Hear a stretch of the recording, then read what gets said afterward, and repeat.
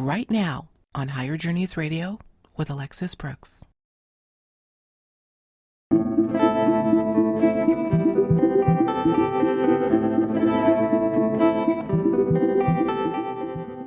If you are someone who is interested in the subject of ufology or the ET phenomenon, you've probably asked the question, when will disclosure about this reality actually happen? Well, what if disclosure has already happened and we just don't realize it yet? Author and ET UFO researcher Miguel Mendonca went and searched to find out if that is actually the case.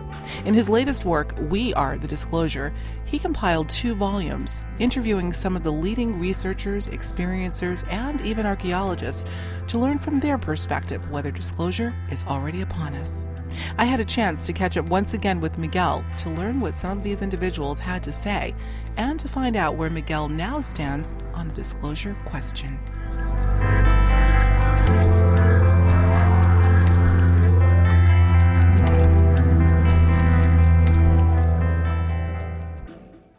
Miguel, you published your last book, which I may say has done quite well, called Meet the Hybrids, along with Barbara Lamb, just last year, in fact. It was December, I think. And here you are, less than a year later, with not 1, but 2 more volumes on the phenomenon of ET reality and the field of ufology. And that is your books, plural, We Are the Disclosure, 700 Years of Research on ET-Human Interaction in parts 1 and 2. Now, both volumes are chock full of what I would call revelatory insights and opinions from some of the world's leading researchers in the field. And, with that, I have to say, I was completely humbled and honored and surprised to be included in that list, where I don't consider myself to be an expert in that league. I was so delighted that you gave me an opportunity to weigh in from my perspective as an interviewer and researcher. So with that, thank you so much, Miguel, and we're so happy to have you back on Higher Journeys Radio once again. It's always a pleasure. Great. Well, you are nonstop, and I know as we speak, you are working on yet another book, but I want to make sure that the word gets out on these 2 very substantial volumes called We Are the Disclosure. And I want to talk about some of these leading edge voices in the field that you brought out. I have to say, you really brought out the heavy hitters here. Would you mind giving us a quick list of, or some of the highlights of some of the people that you interviewed, just by name, that people might know? I guess some of the main people from the field would be Stanton Friedman and Barbara Lamb, Mary Rodwell. There's a whole.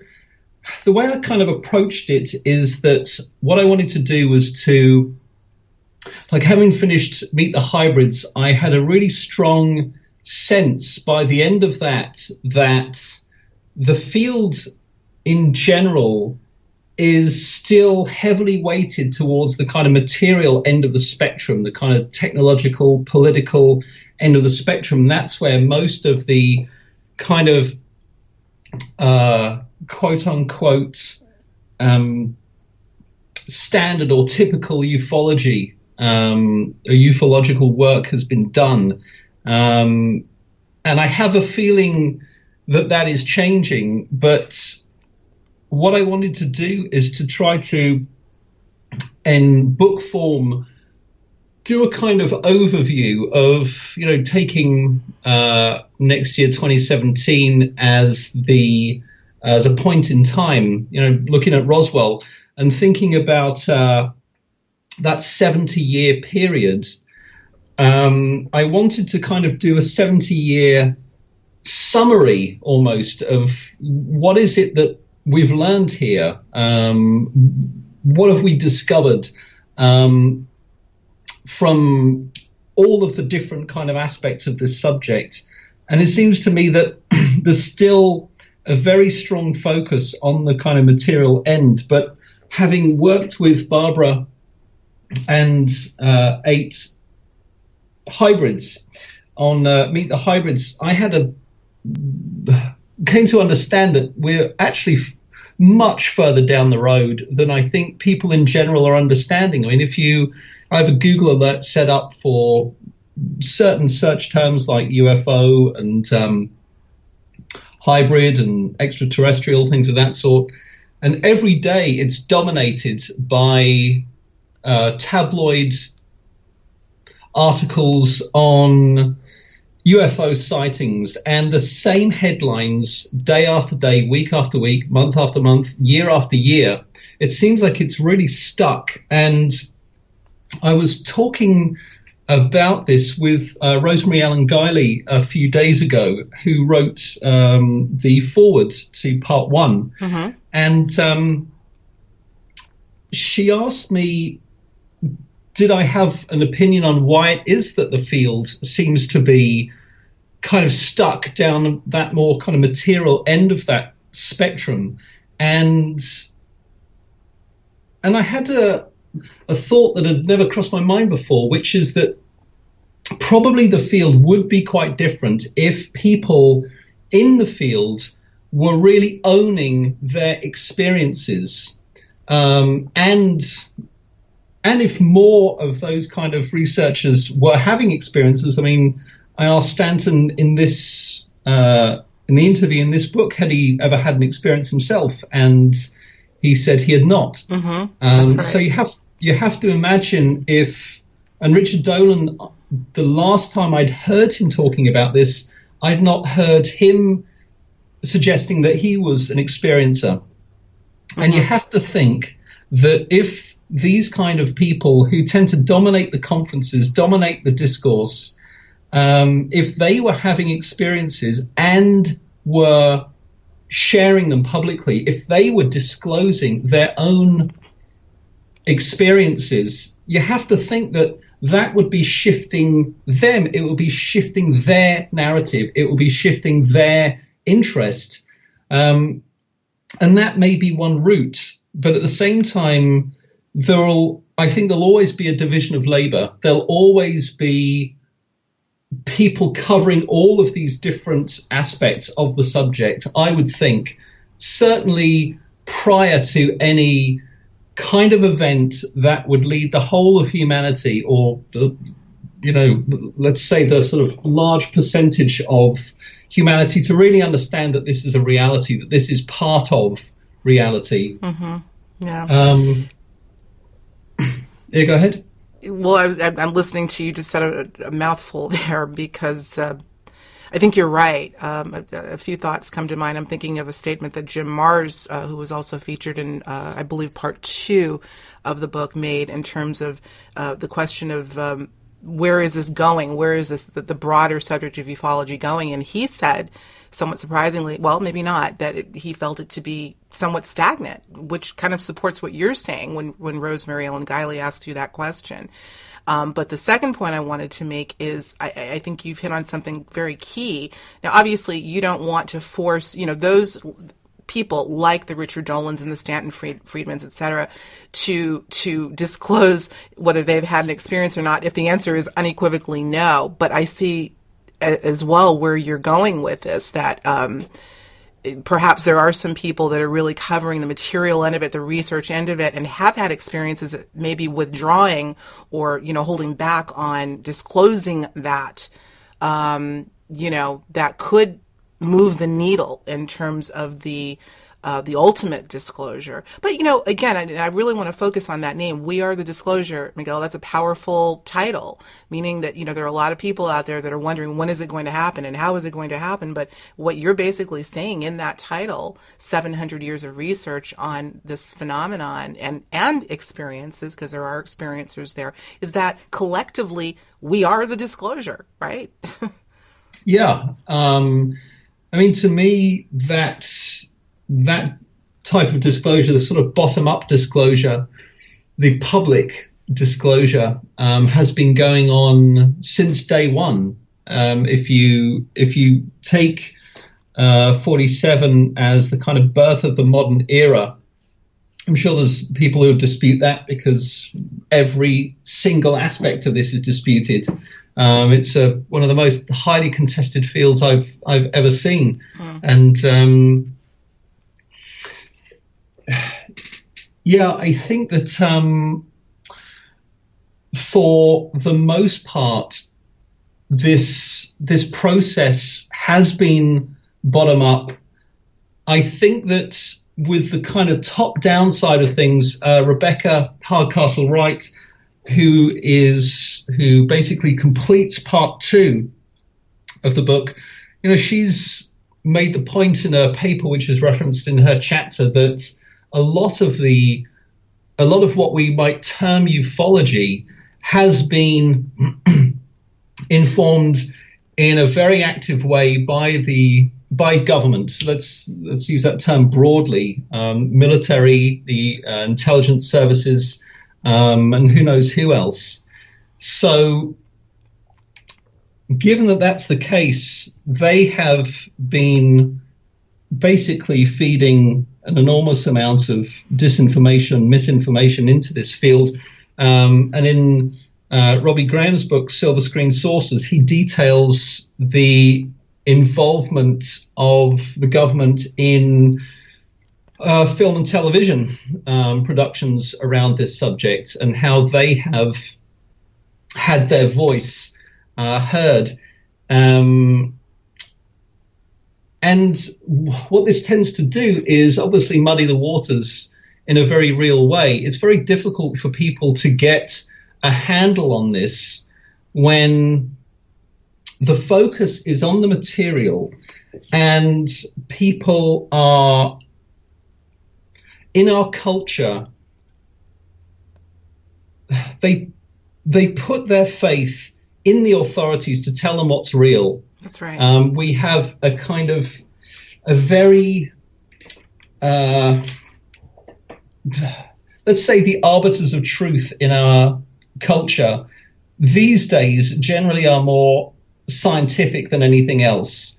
I guess we've seen how from government, from religious institutions, from just about every aspect of our culture, particularly in view of everything that's come forward from whistleblowers, think WikiLeaks, Snowden, Manning, etc., etc., etc., we have seen just how many of these major institutions have been lying to us about all kinds of different things.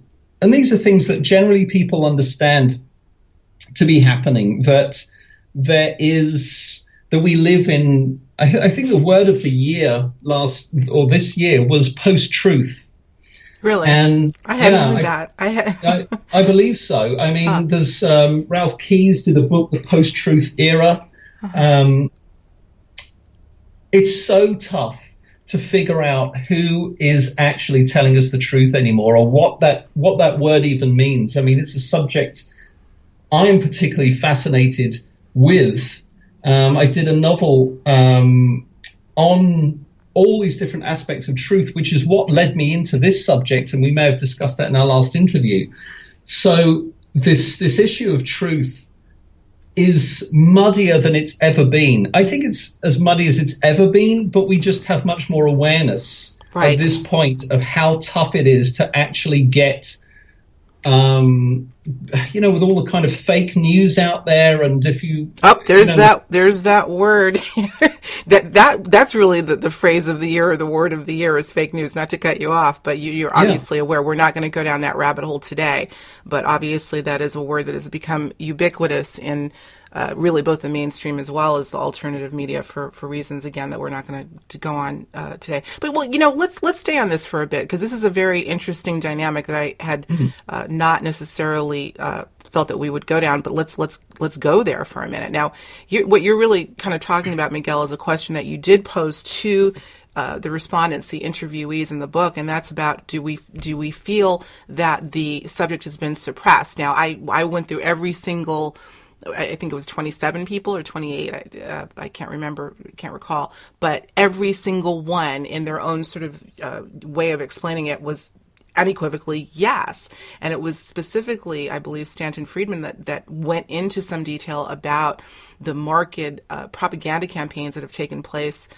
in order to keep it suppressed. The ridicule factor. These are actual programs that were devised and developed to dissuade the public from taking a really good look at what's going on here. And so they've done a brilliant job at that even to this day. But then you bring in the issue of people now having more resources than ever in human history to find truth. And again, we think of truth as a singular thing. I've always asked personally, maybe there are multiple truths, and maybe truth is for our own, through our own eyes and our own experience. But so there's a lot that people are kind of grappling with now, which is actually much bigger than the ET UFO phenomenon. So you're bringing up some really good points. So let's continue down that road for a minute. Please continue. Yeah, well, I think that what it comes down to is that the most authentic form of disclosure is one person telling another what they've experienced. Yes. But there is a deeper disclosure, which is that's a whole galaxy of conversation. I mean, that's a whole 10-hour conversation right there. And it's you who put your finger on that in a way that it's something that you said, and I think I quoted it on just about the last page of the conclusion of this book, which is that the biggest discovery in this field is that it is self-discovery. Mm-hmm. And I think that is where it gets really interesting for me. When we go back to this issue of the material and technological and political and all of that, a lot of people need that. That's why I was talking about division of labor. You have to have the Stanton Friedmans, people who have that type of background, who can bring that kind of rigor and credibility to that investigation.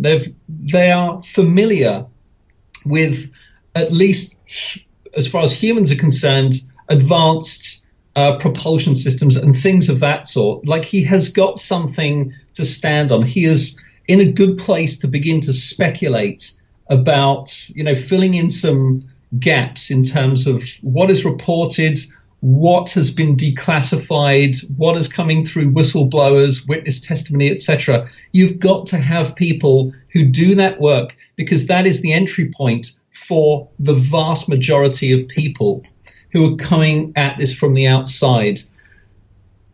Mm-hmm. However, I think that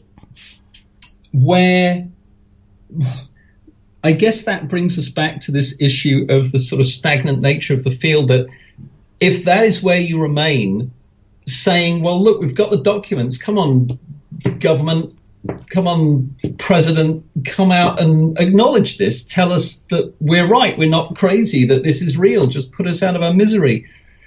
But I think that as I was thinking about this whole business of the pursuit of top-down disclosure, I got this phrase come to mind as I was writing an article for Gary Hesseltine's UFO Truth magazine. Only a fool asks a liar for the truth. Mm. I mean, for real, what would really, if you look at the material that comes from experiences, that comes from the hybrids, that comes from, like, Mary Rodwell, Barbara Lamb, people who are working for decades with experiences, where they're going with all of this is kind of so far beyond that level. It's not about just trying to, let's say, get clarification on whether or not a photo series from the 1950s was real or not. I think what starts to happen, looking at videos of lights in the sky, it just has no real appeal anymore. It doesn't help us learn anything. I think that process of coming together, groups of experiences or experiences working with experience in this, people, I think, want to get deeper into this, and they actually, when they've gone through the fear stage, when they've understood better what it is that they're a part of, there tends to be, it seems to me, a kind of transformation that takes place. And this is described in Barbara's chapter in part 1, Mary's chapter in part 2.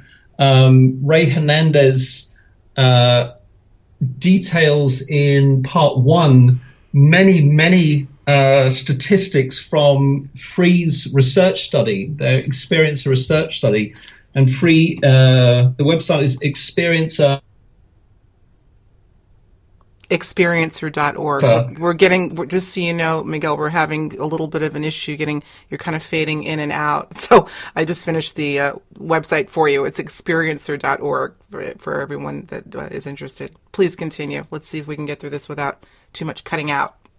Sure. So Free have, at least in the English language, they have surveyed over 2,500 experiences. Mm-hmm. And I think there's another 1,000 or 2,000 in the Spanish language. And what they're pulling together is some of the most fascinating data I've ever seen attached to this subject, because this is not speculative data. These are anonymous individuals who are sharing over, it's something like, I think the whole 5 phases is going to take about 4 years to move through. I think they're on phase 3, possibly even phase 4 at this point. So they have incredible detail. As an experiencer myself, I'm participating in this, so I'm taking getting a good look at what this process is. And what they're pulling out of this is that, the key headline for me is that around 70% positive experiences and positive life transformations as a result, becoming less competitive and materialistic, more spiritual, loving, more focused on connection, nature. It's fascinating. And I would say that in there you can see from that why this is a threat, why this gets closed down. That's right. Because the last thing that the powers that be want is for people to drop their fear of one another. I think one of the most important things in maintaining power is to foster dependency, foster a kind of infantilized culture, and foster a culture of fear where people are constantly directing themselves back to the authorities for safety, to supply their needs, etc., etc. And I think there's so many aspects of this subject that are offering us it's not just technological. I really see that as a side issue. What this is really offering us is a radically expanded view of reality itself, and deeper than that, what we are. It's getting into our true nature. That's right. And that's it's only going to be a couple of months until the new book is out, and that's what the new book is getting into in much more depth, because that's where We Are the Disclosure took me, was exactly to that line of yours. The biggest discovery here is that this is self-discovery. Right. Right. I want to stop you there before, because you're making so many good points, and I'm taking notes in my head. But I want to go back to, once again, a very poignant point that you made in terms of in drawing 2 points that you made, really, and drawing them together. And that is, when we were talking about the whole idea of seeking truth and seeking or being indoctrinated into looking to authority to deliver answers, deliver truth, deliver disclosure. And yet here we have, let's juxtapose this with this brilliant study that Free is still conducting, and the revelations that have come out therein, which show that the disclosure is amongst from an experiencer standpoint, as you know in the book, this is what I spoke very, very deeply to, is the experiencer part being the most powerful part. Those are the truths that are coming out amongst us. And implicit in that, as you just mentioned, the information that's coming out overwhelmingly is more of a positive experience. That's not to say 100%, but overwhelmingly more so. So you got two kind of dynamics going on here. The very thing that still many people that are even so-called fans of this subject matter, they're looking for an authoritative figure to say, yes, okay, here it is. This is a real thing.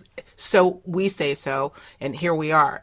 Then on the other end of the spectrum, you've got this study going on and this information coming out that's essentially saying we don't need those authorities anymore. I'm kind of dancing around this. I'm trying to figure out how to bring it together, but there's just something very interesting about we're seeing two dynamics kind of playing out. Sort of self-disclosure, self-discovery, and through that finding out that this is a positive dynamic for the most part. At least that's what the data is showing. That's not to say that there haven't been some hellacious experiences, because I've certainly heard of them as well. But then you've got this noose over here that the authorities are continuing to try to hold around people's necks to make sure they never discover that they never have a self-discovery or a self-epiphany. So somehow we're going to have to flesh that out and realize that these quote-unquote authorities that we have been taught to look to for final truths are anything but. We are hence the title, We Are the Disclosure. I think that's what we're really getting to. Yeah, I mean, I don't know.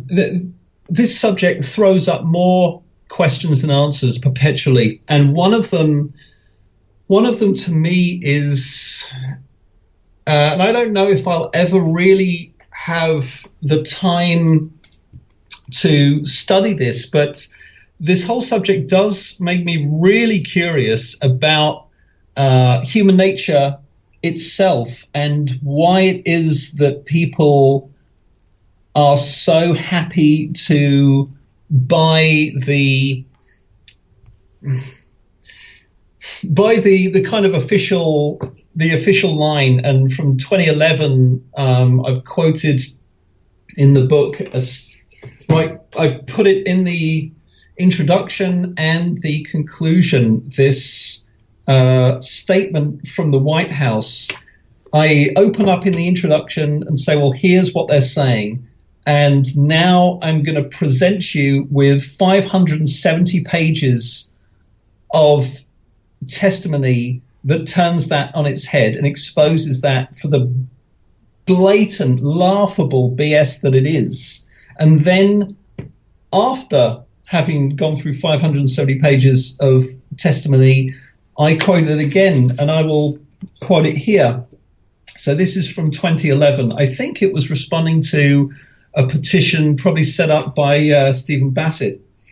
It says, the US government has no evidence that any life exists outside our planet, or that an extraterrestrial presence has contacted or engaged any member of the human race. In addition, there is no credible information to suggest that any evidence is being hidden from the public's eye.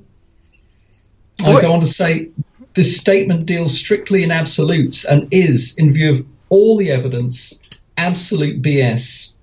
Evidently, they're still not ready to contribute to the process of integrating this knowledge in society, so this remains a duty for those of us called to it. And we need the full complement of skill sets and perspectives in order to explore this complex, nebulous subject, which in every way challenges our human sense of limitation. It is showing us more of reality, more of our nature, and more of our capabilities. Beautifully said. Can I ask you, Miguel, where are you getting the statements that supposedly this is the U.S. government speaking, that there has been no evidence of blah blah blah? Where is that coming from? It was on the White House website at one point. And in what context? That's an interesting thing. I'll have to look that up. In what context did that come out? As I said, I think that there was a petition set up by Stephen Bassett. Oh, I see. Okay, that's where Stephen Bassett comes in. Okay, so that was really their answer to his petition. Yeah, basically, he was saying, well, come on, just acknowledge this. I mean, we all know this. But that's the interesting thing. It's that kind of cognitive dissonance that people seem to just swerve around, i.e., this is completely steeped in. I mean, our whole culture is infused with this subject. I mean, I was at the traffic lights the other day. I was in the city. It was raining. It was miserable, and I was thinking, boy, I mean, this really is grounding. Doing this, and I thought, but I wonder if I would ever really be able to step away from this subject. I wonder if I would be able to now rejoin the human race, rejoin mainstream society, and leave behind this whole subject and ignore it, pretend it's another thing. I wonder if I would be able to do that or be allowed to do that. And at that exact moment, I'm at a kind of crossroads, and at the traffic lights, and the lights change, and a van drives right past me. It's a telecommunications van, and on it is written, "E.T. phone home." Oh, you've got... I knew there would be something synchronistic. I'm telling you, Isn't that something? That's the thing. It's just all around us all the time. It sure is, yeah. I don't know. I think that in the work that I did in environment, I see so many parallels between the two subjects. And I even thought about doing a book on this at some point. But one of the major parallels is that these are huge subjects which radically reorient our sense of reality. And they are huge threats to the status quo. I worked in sustainability, doing policy work around renewable energy, working with people around the world on trying to push forward with new or better renewable energy laws. And so I got a pretty good look at the level of resistance that exists to renewable energy, which is not an option. It's not an option. It had to be done basically 40 years ago. There's a guy, a German MP, who was connected with our organization, was a council member, and he was one of the kind of architects of this German renewable energy law, which had basically helped to create a whole new industry in that nation. And it had been worth billions in terms of jobs and exports, and it had really helped them push towards a nuclear phase out. I mean, it was absolutely revolutionary. And he said that anybody opposing renewable energy is either stupid or corrupt. I would add both. It is so obvious. It's not even a question. It's like, here's where we're going with fossil fuels. Here's what that does. This was understood in the 17th or 18th century. It's not complicated chemistry to understand what it means to fire up ever more greenhouse gas emissions, particularly carbon dioxide. I think that's the first thing that they were studying. So it's clear you've got to get rid of it. You've got to replace it. And right there, I think you have this kind of nexus of this ET subject, whatever you want to call that, and sustainability.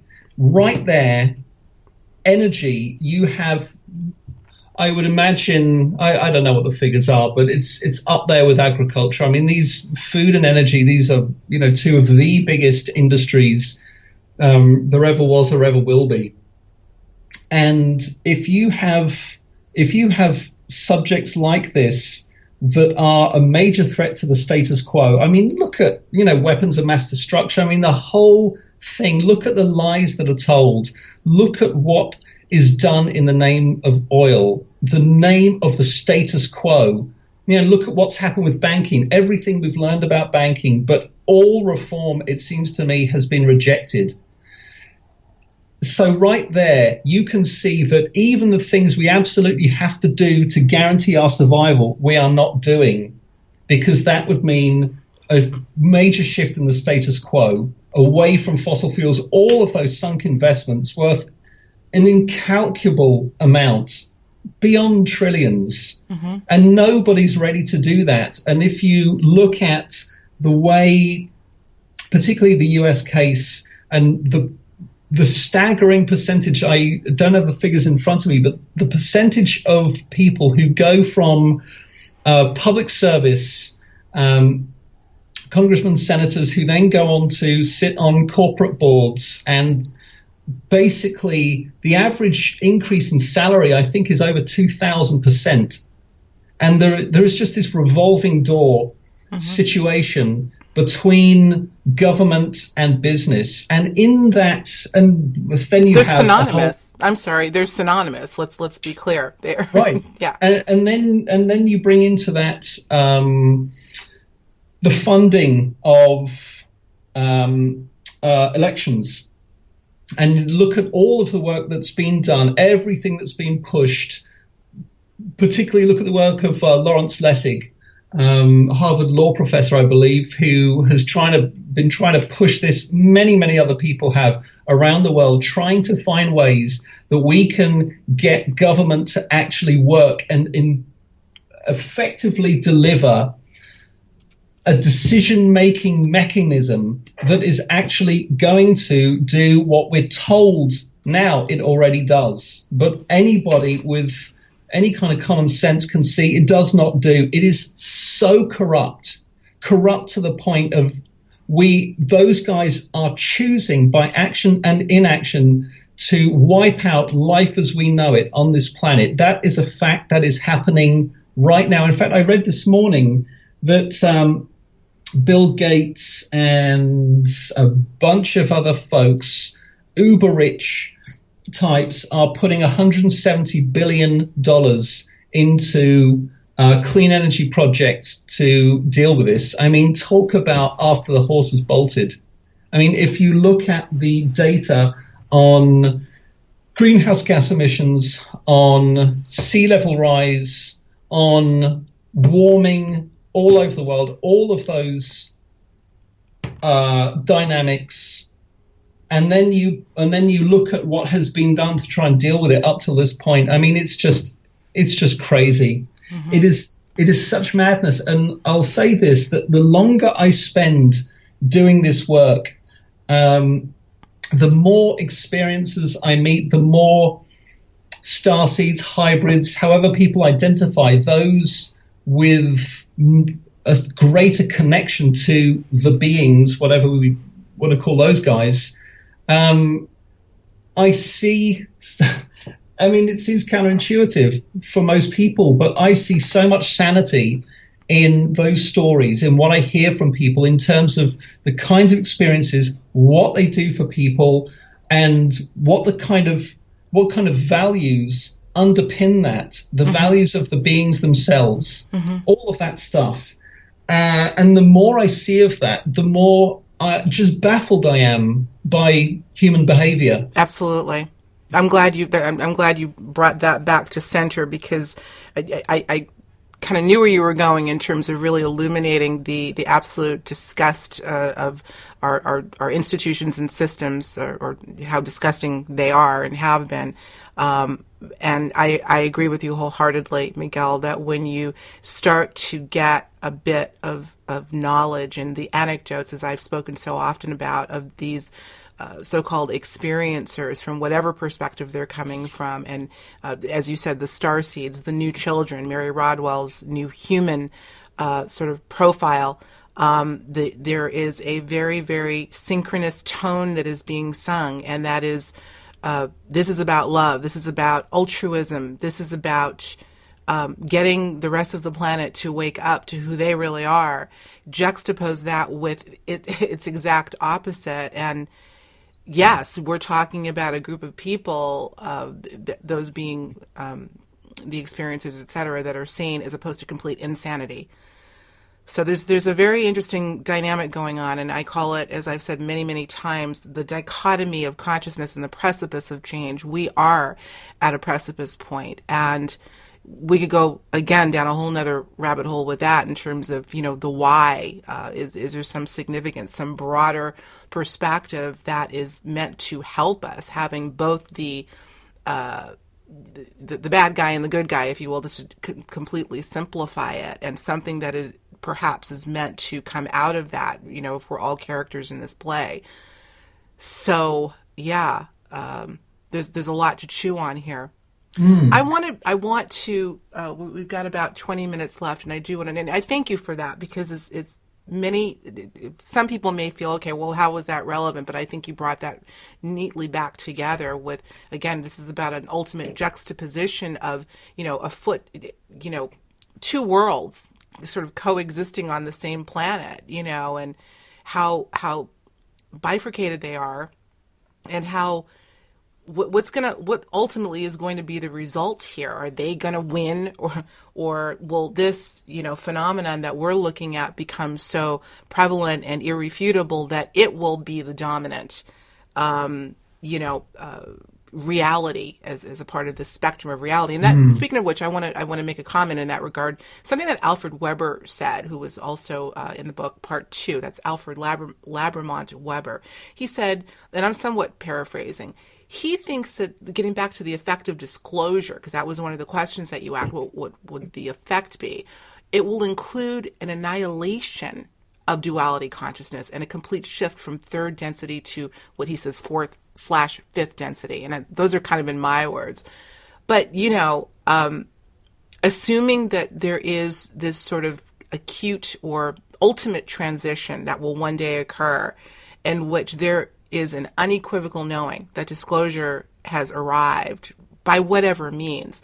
Some people feel that all the things that you've been kind of getting into passionately, against the insanity that's going on, will be annihilated, and essentially the polarizations that have reigned supreme in human behavior will be annihilated. This is where perhaps, as a result of disclosure, we will make that transition into a finer. I don't like to think hierarchically of a higher vibration, but a more intense frequency or density. Many call it the fifth, and even beyond. What are your thoughts on that?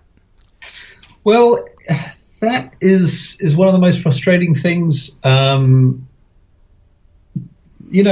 somebody thinks about this, and explores this subject through as many different lenses as possible, and comes from an environmental background. I was hoping that this was going to be just that this subject, if we could bring this to the conscious awareness of the vast majority of people on this planet, that we could have this enlightenment that would exist here, that we would understand materialism for what it really is, which is a no-through road. I mean, it's a dead end.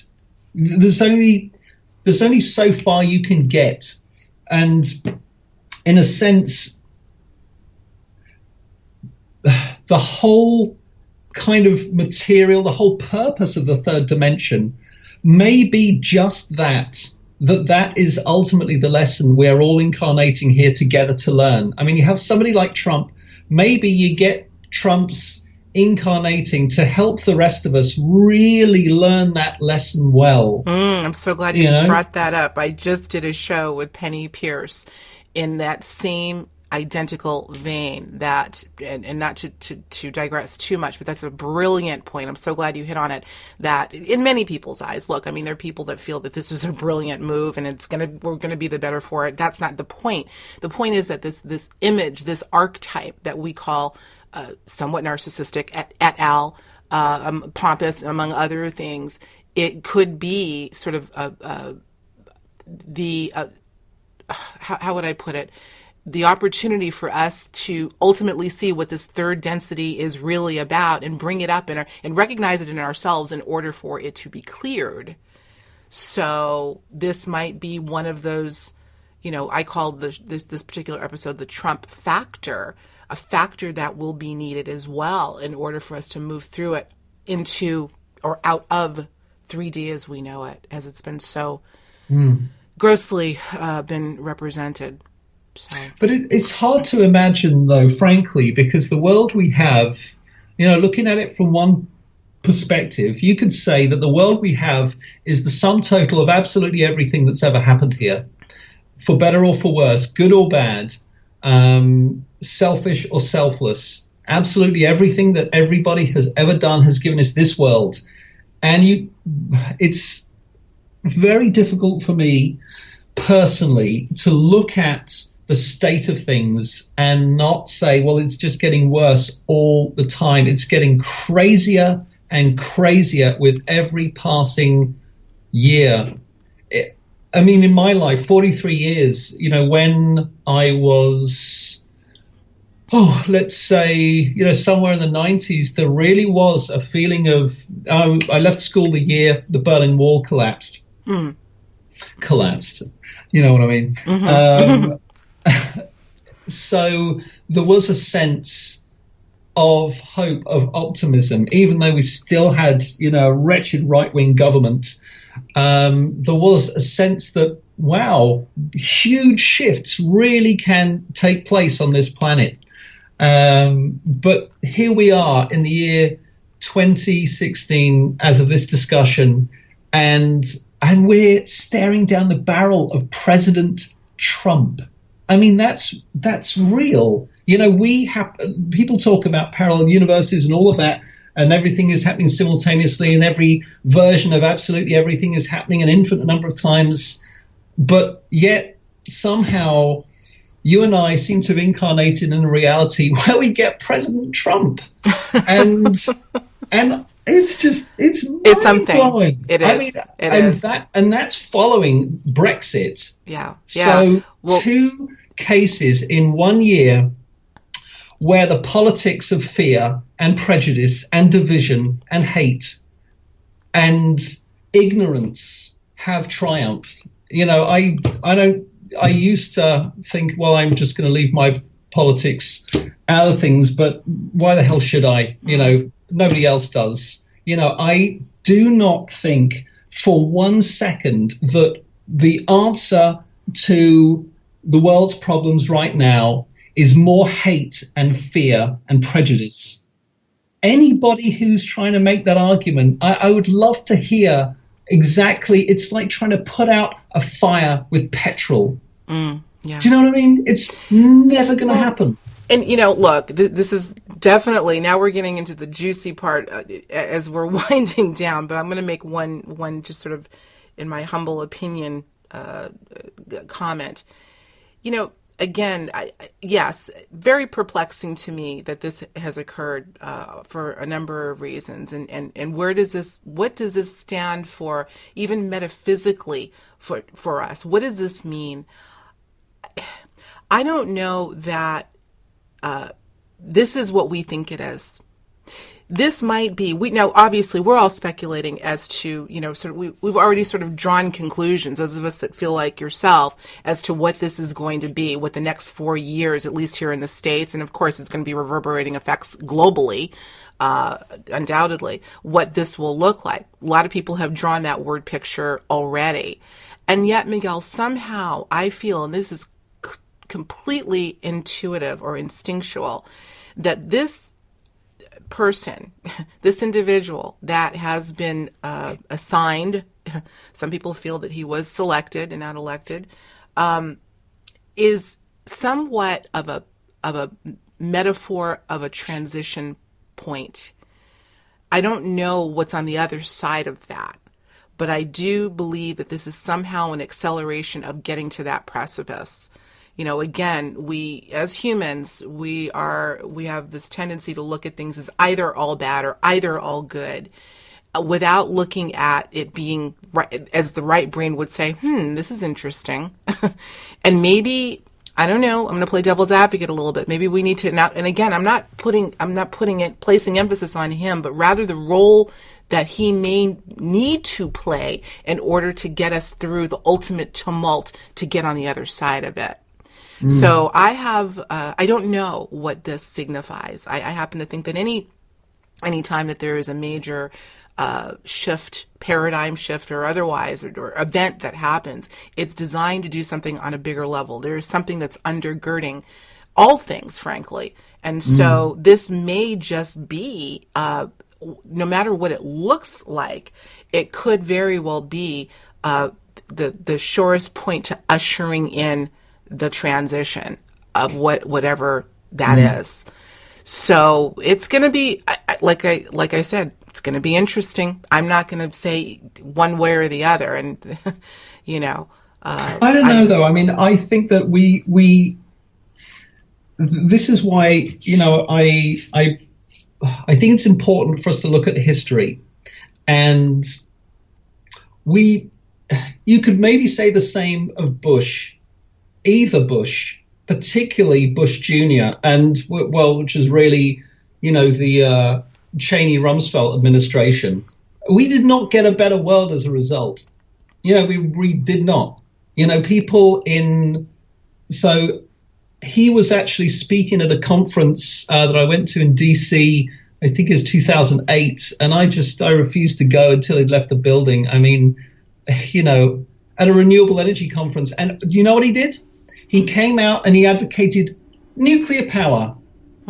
That is why he showed his face. That's the level of cynicism that exists from these type of people. We didn't get a better world because of that kind of right-wing lunacy. So what this kind of takes me back to, you have to kind of pull out and look at this kind of more kind of cosmological picture, whatever you want to call it, and think about the kind of cosmologies that are drawn by the hybrids, by Alfred Lambremont Webre, by Michael Cremo in part 1, where he's talking about the ancient Sanskrit writings, the Vedic cosmology, that type of cosmology, and the cosmology of almost anybody that I speak to who is kind of more deeply immersed in this. Just about everybody has variations of this idea that all existence is about experience, that ultimately there is nothing to be attached to, that it's attachment that is giving me the emotionality around the subject of good governance, sustainability, ethics, those type of things. The emotionality comes out of the kind of construction that I am as a person. And that may be because that's what I chose. I chose to come in and experience this. The Trumps of this world incarnate to help me with that. Right. So whether you are for or against anything at all, like two boxers, two armies, they're getting together to cause each other damage. But you know what? They are actually colleagues. I mean, literally, you know, two football teams. I mean, you might have all of the fans that are there to sing and chant and insult each other, but they're all colleagues. They are all actually working together. Even if it's in opposition, it's opposition from one perspective and it's collaboration and cooperation from another.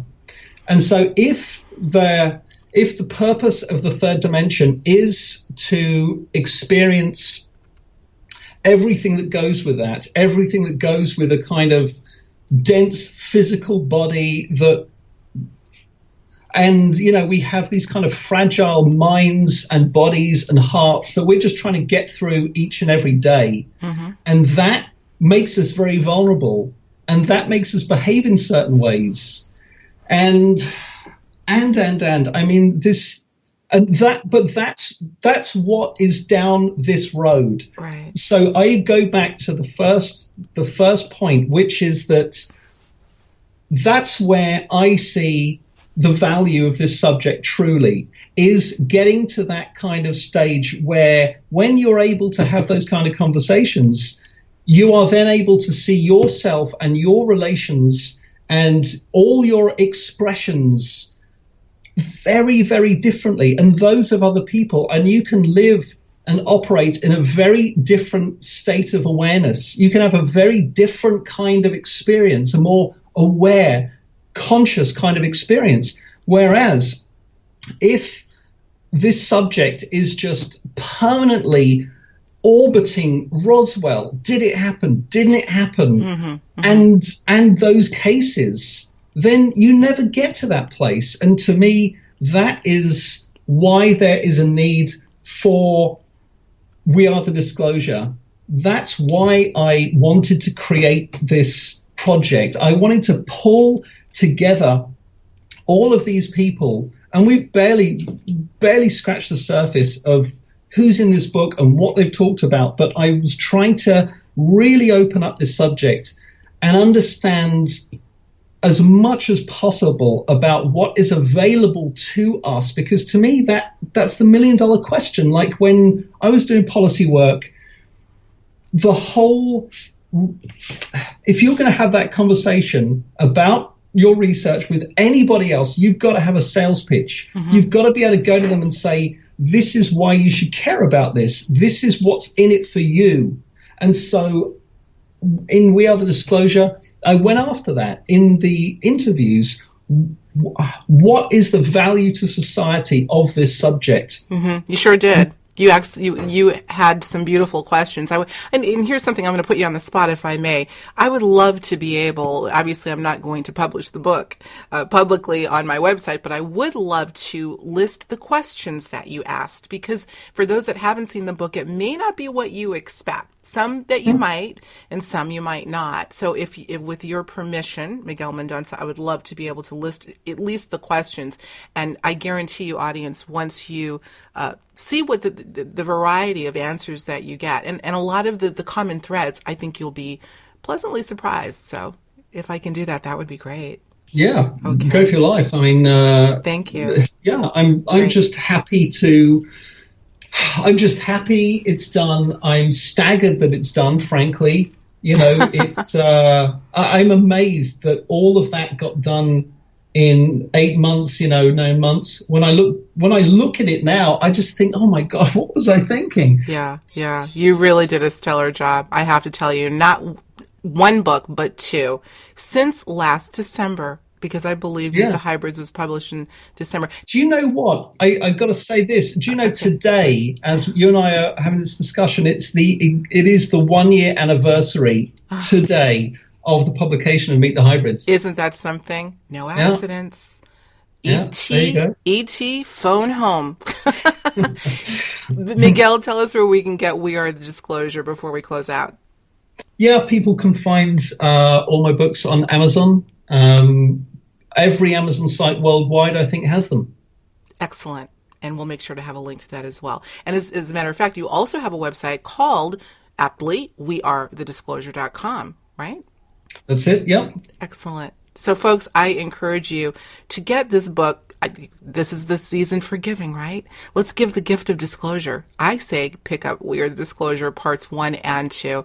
You'll really enjoy it. And as we always enjoy having you, Miguel. So we thank you. Keep up the vigilance. Keep up the work. Keep up the journey. We appreciate you. Thank you so much. And you too, Alexis. I mean, that's why I was so happy to draw you into this book, because when you and I talk, oh my God, it's like hours every time. So I know how much you have to say, and I really think readers are going to value it. Okay. I certainly do. Thank you so much. We appreciate you, and happy holidays. Yeah, you too. Thank you.